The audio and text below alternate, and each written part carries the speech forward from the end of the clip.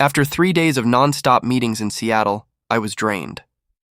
All I wanted was to board my early morning flight home, find my seat, and sleep through the next 3 hours in peace. I'd planned everything to make it as smooth as possible, minimal luggage, checked in online, and even paid extra for my favorite spot, a window seat. Seat 14A. It might not sound like a big deal to some people, but for me, the window seat is sacred.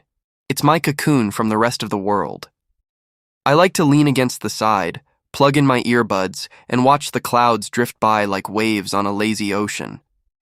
After days of corporate chaos, the thought of that quiet escape kept me sane.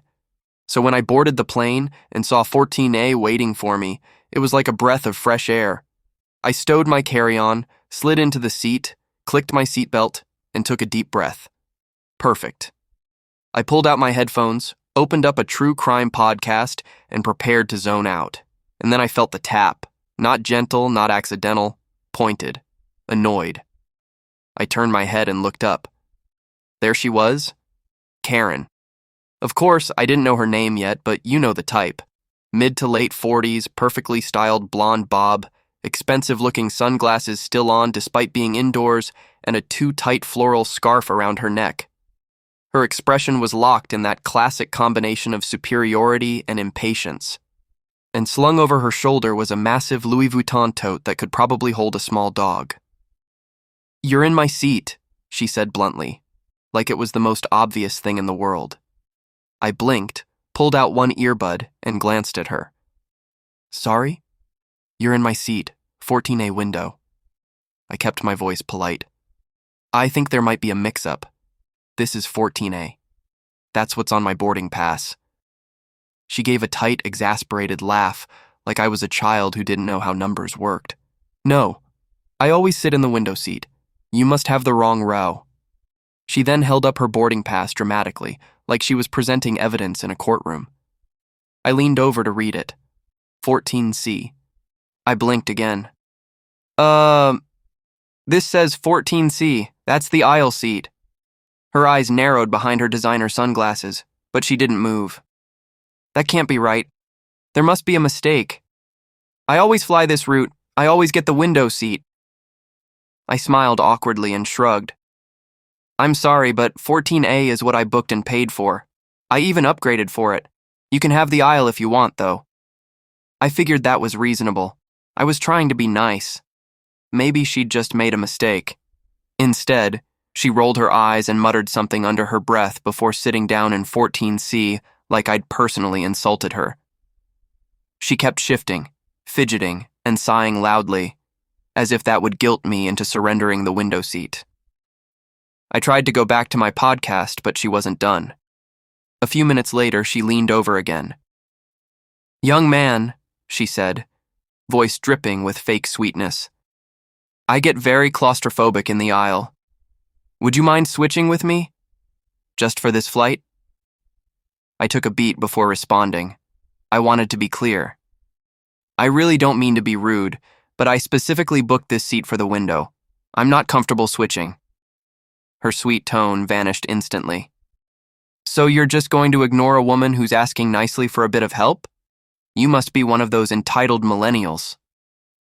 I gave a small laugh and looked forward. "I'm sorry you feel that way." From that moment on, she made it her mission to let the entire row know she was miserable. She muttered comments under her breath, called me selfish more than once, and even complained to a passing flight attendant that I stole her seat. Luckily, the flight attendant calmly checked both boarding passes and simply nodded, confirming that yes, I was in the correct seat. That only made Karen huff louder. As the rest of the plane filled up, I prayed the drama would end there. But deep down, I had a feeling it wouldn't. Karen wasn't the type to let things go. Not quietly. She crossed her arms, glared at me, and muttered one last thing before takeoff. "You'll regret being so difficult. Some people have no manners these days." I turned to the window, pretending not to hear her, but my jaw clenched.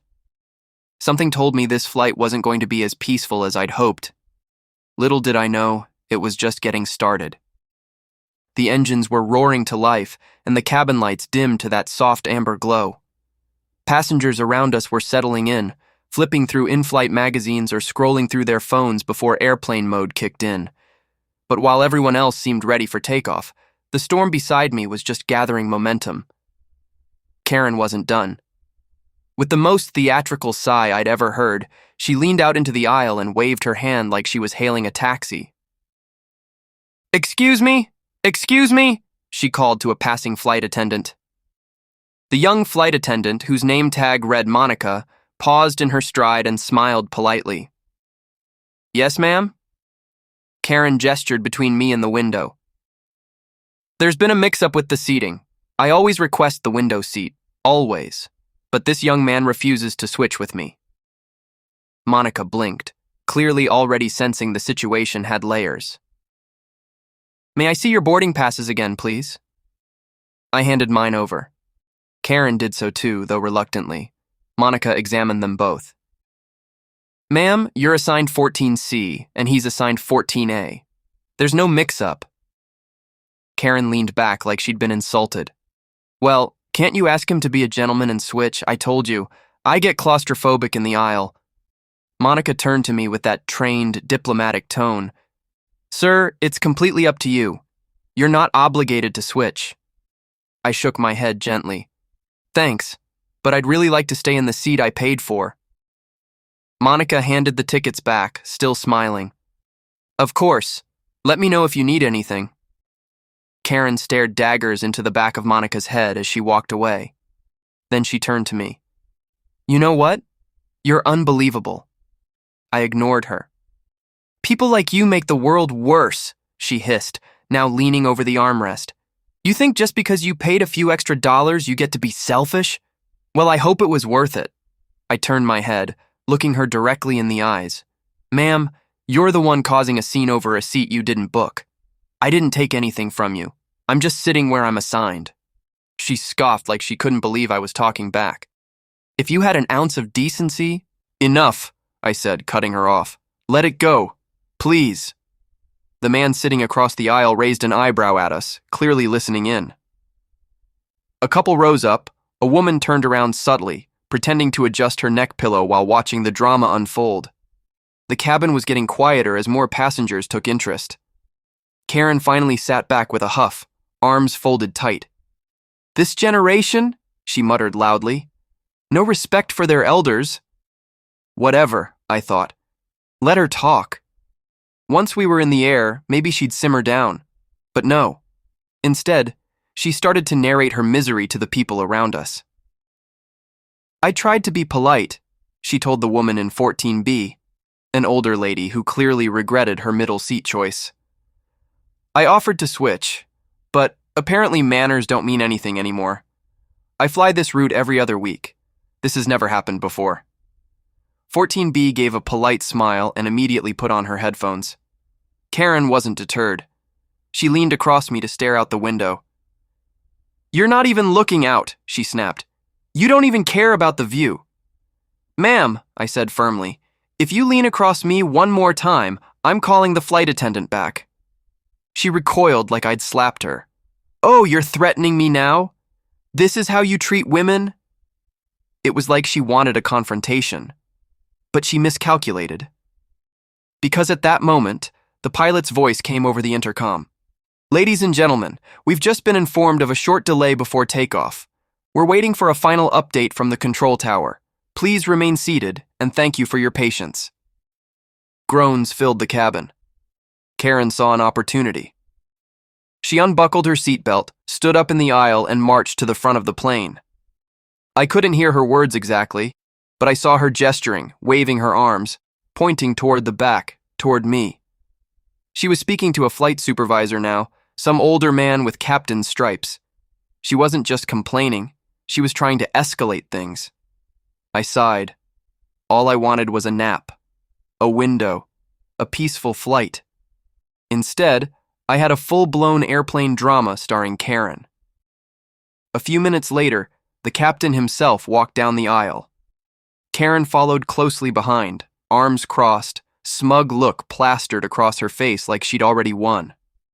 He stopped at my row, crouched a little, and looked at me directly. "Hi there. Sorry to bother you. I understand there's been some disagreement over the seating." I nodded. "Yes, sir. I booked and paid for 14A. She's assigned 14C. I'm just sitting where I was placed." He looked at both of our passes, nodded, and stood up. Then he said something I didn't expect. "Well then, we'll take care of it. No worries." Karen grinned until he turned to her. "Ma'am," he said calmly but firmly, "you can either take your assigned seat or we can arrange for you to disembark before takeoff. The choice is yours." Her jaw dropped. "What? I'm the one being treated unfairly." But the pilot didn't waver. "Causing a disruption delays the entire cabin. You're welcome to stay, but this conversation ends now." Karen stood frozen in the aisle. Passengers were watching, some smirking, a few clapped quietly, and for the first time she had nothing to say. Karen stood in the aisle like a statue, the entire plane watching her silently unravel. She wasn't used to being told no. That much was obvious. The pilot, a tall, composed man in his late 50s, stood with his arms folded, waiting for her decision like a parent giving a child one last warning. Behind him, the lead flight attendant, Monica, stood with a tablet in her hands, ready to report whatever needed to be done next. "You're kicking me off for wanting a seat I've had before?" Karen whined, her tone shifting from indignant to victimized. "This is discrimination. This is how airlines treat loyal passengers now?" The pilot didn't flinch. "Ma'am, you're holding up the flight. Please sit down in your assigned seat or we'll have to involve airport security." That word, security, snapped her back to reality. With a loud tisk, she stomped back toward her seat. The entire cabin subtly exhaled. Some passengers exchanged knowing looks. A woman 2 rows ahead gave me a quiet thumbs up. Karen slumped into 14C like she'd been handed a life sentence. She didn't even look at me, just faced the aisle with a scowl etched deep into her face. No more comments, no more dramatic gestures, just sulking silence. I finally relaxed in my seat, pulled down the window shade halfway, and put in my earbuds. I even offered the middle seat passenger in 14B a smile, which she returned with a look that said, "Thank God that's over." As we taxied onto the runway and lifted off into the sky, the tension finally started to dissolve. For about an hour, there was blissful quiet, until snack time. The flight attendants rolled their carts down the aisle, passing out pretzels, drinks, and those tiny packs of cookies. Monica came to our row, and I could feel Karen stiffen beside me again like she was gearing up for round 2. "Can I offer you something to drink?" Monica asked politely. "I'll have water," I said. "I'd like a ginger ale," Karen said, then quickly added, "with ice, not too much." Monica handed me my water, then gave Karen her drink without any reaction. Pure professionalism. But then, before Monica could move on, Karen asked sweetly, "Would it be possible to speak with the pilot when we land? I'd like to file a formal complaint." Monica blinked. "Ma'am, you can speak to customer service at the gate. The captain won't be available after landing." Karen pursed her lips like she'd just been insulted again. "Oh, of course. That's convenient." Monica didn't respond. She simply pushed the cart onward, efficiently removing herself from the negativity. Karen turned her glare to me once more. "You know," she said under her breath, "you really ruined my day." I paused my music, turned to her calmly, and said, "Ma'am, all I did was sit in the seat assigned to me." She scoffed but didn't reply. At that point, I think even she knew she'd lost. But fate wasn't done with her. About 20 minutes before landing, the pilot came on the intercom again. "Ladies and gentlemen, we're beginning our initial descent into Charlotte. Flight attendants, please prepare the cabin." Everyone buckled up and tidied their trays.